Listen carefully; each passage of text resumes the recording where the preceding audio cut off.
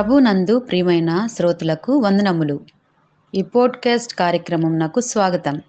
మీ అందరి కొరకు ఈ కార్యక్రమమును ప్రసారం చేయుచున్నాం. విని దైవాశీస్సులు పొందుకోగలరు. ప్రభువైన యేసుక్రీస్తు నామంలో అందరికీ శుభములు వందనములు తెలియపరుస్తూ ఉన్నాం.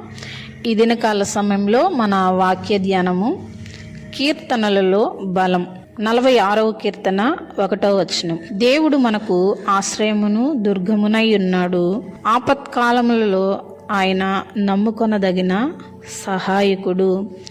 దేవుడు మనకు ఆశ్రయం ఇచ్చి సహాయపడేవాడిగా ఉన్నట్లుగా మనం చూస్తూ ఉంటున్నాం. 91వ కీర్తన 4వ వచనం ప్రకారము, ఆయన తన రెక్కలతో నిన్ను కప్పును, ఆయన రెక్కల కింద నీకు ఆశ్రయము కలుగును అని దేవుని వాక్యం మనకు సెలవిస్తుంది.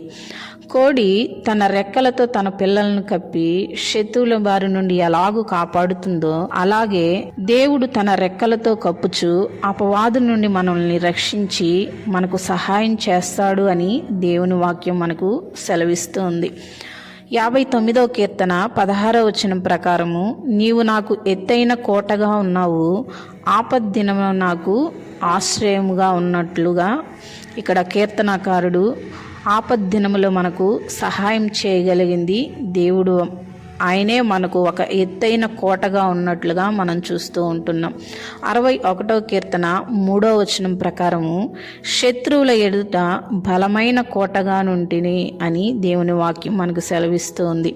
ఇర్మియా గ్రంథము 17వ అధ్యాయం 17వ వచనం ప్రకారము, ఆపత్కాలమందు నీవే నా ఆశ్రయము అని దేవుని వాక్యం మనకు సెలవిస్తుంది. మనకు ఆపద్దినము వచ్చినప్పుడు సహాయం చేయగలిగిన దేవుడు మనకు ఉన్నాడు అని మనము గుర్తించి మన శత్రువుల నుండి ఆయనే ఒక బలమైన కోటగా మనకి ఆయన అగ్ని ప్రాకారముగా ఉన్నట్లుగా మనం చూస్తూ ఉంటున్నాం. అయితే కొంతమంది దేవుని ఆశ్రయముగా చేసుకొనక ఈ లోకపరమైన ధనాన్ని, అదేవిధంగా బంగారమును, వారి జ్ఞానాన్ని, అబద్ధములను, మోసములను ఆధారం చేసుకుంటూ ఉంటున్నారు. కానీ మనం వీటిని ఆధారం చేసుకొనక సహాయం చేయగలిగిన దేవుణ్ణి మనము ఆశ్రయించాలి.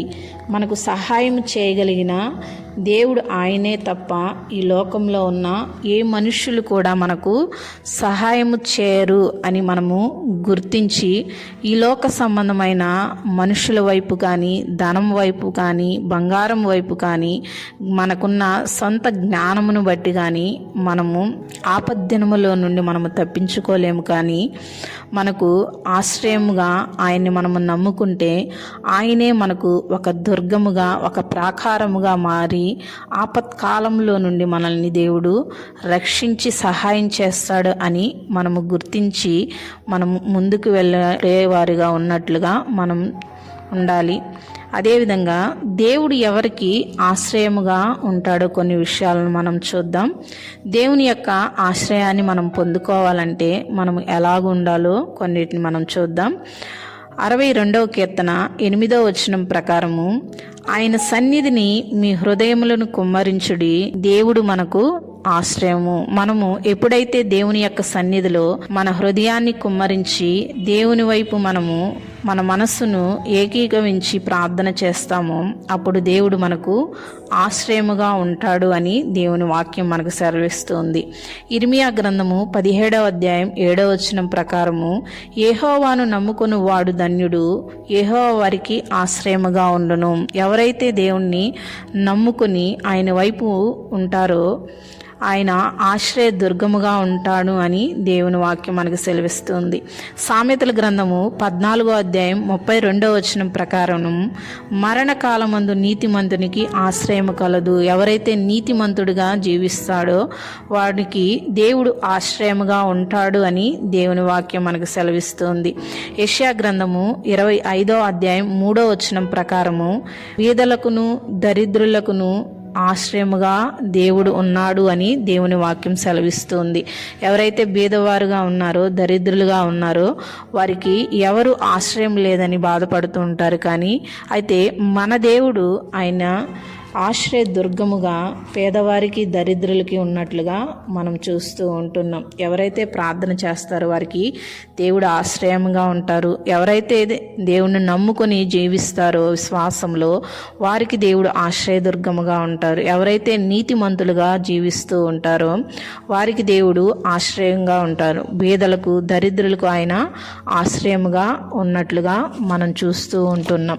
అయితే దేవుడే మన కష్టాల్లో, మన బాధల్లో, మన ఇబ్బందుల్లో సహాయం చేసేది దేవుడే. ఆయనే నమ్ముకొనదగిన సహాయకుడు అని విశ్వసించి ఈ లోక మనుషుల వైపు మనము, ఈ లోక భారాల వైపు మనము ఉండకుండా ఈ లోక మనుషులను మనము ఆధారం చేసుకొనక ఆపత్కాలంలో నమ్ముకొనదగిన సహాయకుడు మన దేవుడు అని విశ్వసించి మనందరము కూడా ఆయన సహాయము కొరకు ఎదురుచూచుదుముగాక. ఆమేన్.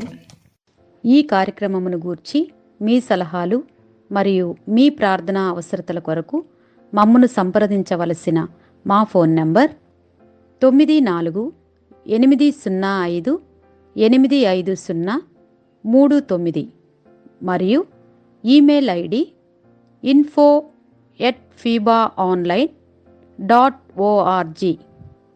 మా ఫోన్ నంబర్ మరొకసారి 9480585039.